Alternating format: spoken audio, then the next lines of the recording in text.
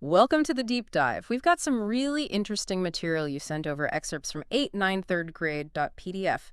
So today, we're going to really dig into what this tells us about, a pretty significant time in childhood, 3rd grade. Think of this as, your personalized look at those key developmental shifts happening around 8 or 9 years old. That's right. And what's really fascinating, and the document highlights this, is that 3rd grade is often seen as a real turning point. Yeah. Yeah, it's where kids start moving away from that early childhood phase and, well, step pretty firmly into middle childhood. Yeah. They run into a whole new set of expectations. Exactly. So our mission today really is to explore this pivotal year for you, our listeners. We want to paint a clear picture of the cognitive, academic, social and emotional changes that are typically going on. Consider it your guide, maybe, to understanding the whole 3rd grade experience, whether you're a parent, an educator, or just, curious about child development. And getting a handle on this stage is just so valuable. It's a period absolutely packed with growth, which means, exciting new opportunities, but also potential challenges. Right. We'll be looking at everything from how their learning approach changes to the growing complexity in their friendships, and even touching on some of those hidden anxieties that can start bubbling up. Okay, so this pivot year, 3rd grade. Yeah. Where does the document suggest we start? It kicks off by outlining some really interesting cognitive and developmental shifts. Oh, okay. Let's unpack this. The big one seems to be the move from learning to read to reading to learn. That sounds pretty fundamental. Oh, it really is. I mean, up until about this point, a lot of the focus in school is on, decoding words, getting reading fluency down. Right, a mechanic. Exactly. But in 3rd grade, why they read shifts, dramatically, reading becomes a tool for comprehension, for analyzing information, for actually pulling knowledge from the text. They're not just mastering how to read anymore. They're using that skill to learn about, everything else. And this shift isn't always smooth sailing. Listeners might see a child who maybe loved reading before, suddenly struggling, or even avoiding it if those comprehension skills haven't quite caught up. It's a really key time to focus on reading strategies, comprehension activities, not just speed. That makes a whole lot of sense. And the document also flags the development of more analytical thinking. Things like comparing ideas, predicting what might happen next in a story. The summarizing. Summarizing key points, and inferring meaning that isn't spelled out. So their brains are really starting to work with information on a deeper level. Precisely. They're moving past simple recall.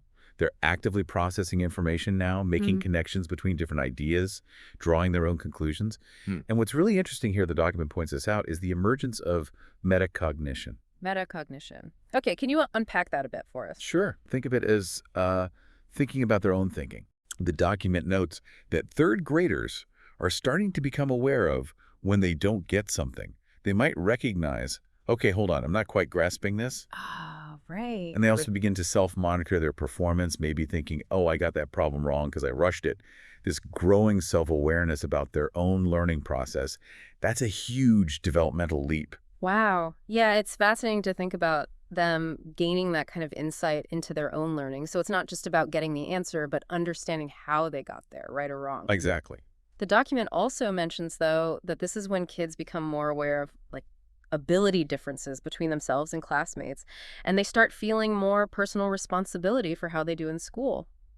It sounds like it could bring some new pressures, couldn't it? Oh, absolutely. How might that increased self-awareness and, comparing themselves to others show up? What are maybe some less obvious signs we should look out for? That's a really good question. Because, that awareness can definitely ramp up the pressure. You might see a child getting more fixated on grades, maybe worrying more about making mistakes. Less obvious signs. Maybe increased irritability or being reluctant to join in class, or even physical stuff like stomach aches or headaches on school days. That's kind of what the document hints at with hidden anxiety. Right. And this self-comparison thing. It could feed into those feelings of, am I good enough? That we'll probably talk more about later. Okay. And all this heightened thinking naturally flows into the academic side of 3rd grade, which the document calls a real switch year. A switch year. What does that mean exactly? Well, the document emphasizes that for a lot of kids, 3rd grade is when school starts feeling more serious. Less play, more work. Kind of, yeah. Maybe less emphasis on play-based stuff, more focus on structured desk work. And it's also the year when standardized testing often gets introduced in many places. Ugh, standardized tests. Yeah, just hearing the term. Right.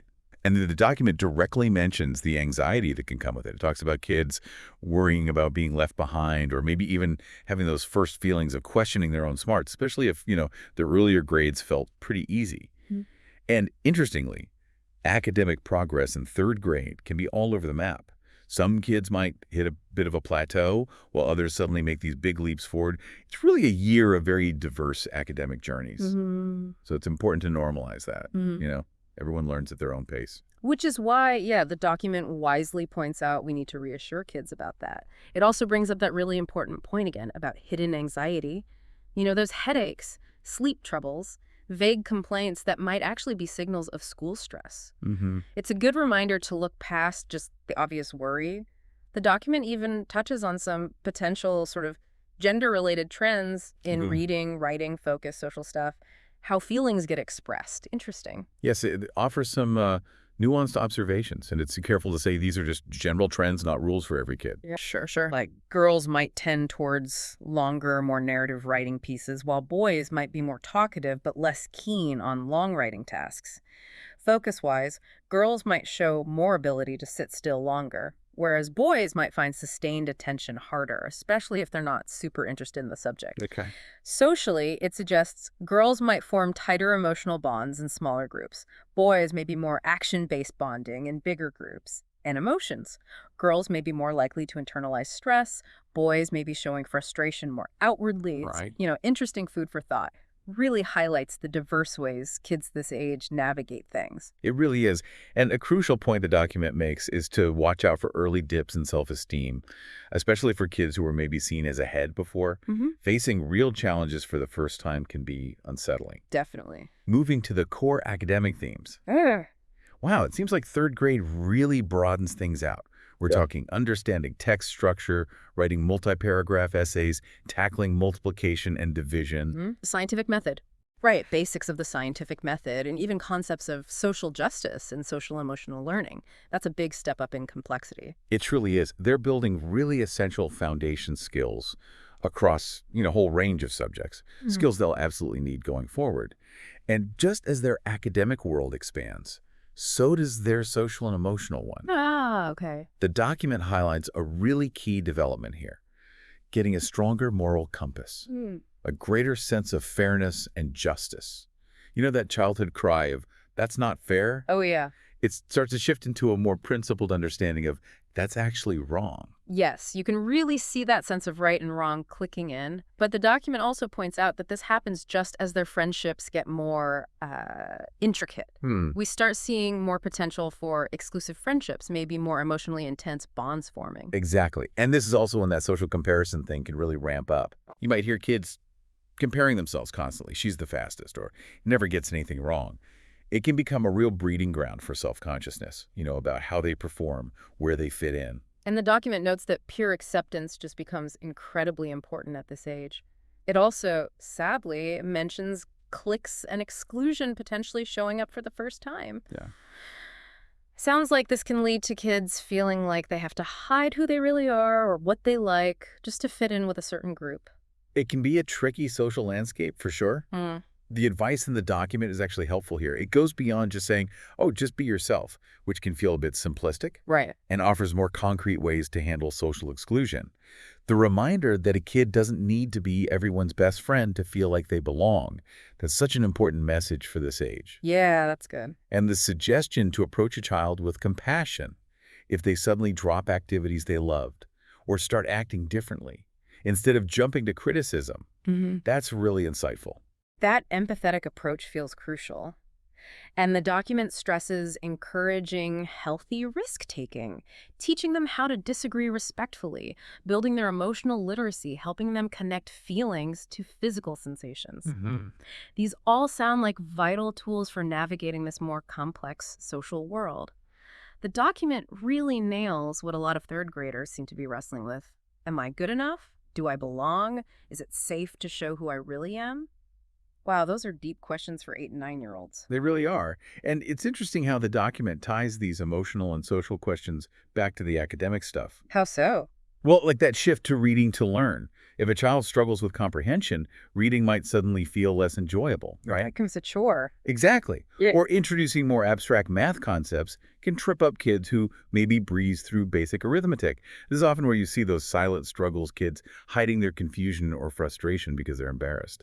Which really highlights why it's so important to prioritize comprehension over just, reading volume Mhm. and using real-world examples to make abstract math feel more concrete. Definitely. And the point the document makes about home life becoming even more important now really hits home. Kids might be working so hard to manage everything at school Yeah. that they really need that safe, supportive space at home just to unwind, maybe let their guard down a bit. Home absolutely becomes their anchor. Mm. And the document wisely advises against overscheduling them. Mm. It emphasizes the significant value of unstructured boredom time. Boredom time. For creativity, for emotional reset, simple things like family dinners, bedtime chats, those provide really crucial connection points. And the document gets into some really practical advice around homework and organization. Third grade often means longer projects, weekly homework packets, maybe using a planner for the first time. Right, the start of juggling things. Yeah. And the tips for caregivers are all about providing structure and support without just taking over, suggesting visual schedules, breaking big tasks down. Smaller steps. Yeah, and letting the child manage deadlines, but with safety nets. I really like the emphasis on not rescuing them from consequences of, say, missing a deadline, but coaching them on how to handle it. That approach really builds responsibility, doesn't it? And helps them learn to problem solve. And it links right into the section on emotional regulation. Okay.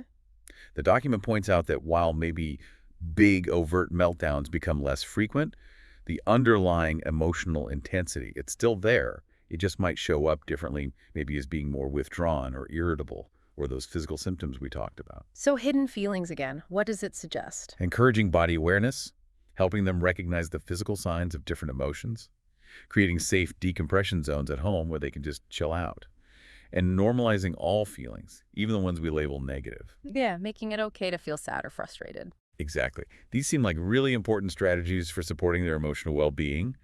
And then there's friendship, which, as the document suggests, can be a real source of drama at this age. Oh, I bet. Absolutely. The constant shifting of best friend status, the start of gossip and secrets, these social hurdles can feel huge and genuinely painful for them.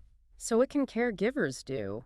Teaching explicit friendship skills becomes really important. How to apologize sincerely, how to forgive, how to set healthy boundaries, and sharing maybe age-appropriate stories about your own friendship ups and downs from when you were younger can be really connecting. That's a nice idea. Finally, the document talks about executive function, those skills like organizing, planning, managing time effectively that are still very much under construction. Right, still developing. It's a helpful reminder that forgetting homework or losing papers isn't necessarily them being defiant or careless. Not usually, no. It's more that these executive function skills are still developing and, well, fragile sometimes. The support suggestions are really practical visual checklists, routines for previewing and reviewing tasks, focusing on building consistent habits. All really helpful scaffolding. And as they start exploring extracurriculars, that's a great chance for them to build confidence, develop their identity by mastering new skills, being part of a group. There's a but, isn't there? Well, yeah, it's also important for caregivers to watch for signs of burnout, or if a child gets maybe too identified with just one activity, shutting out other interests or friends.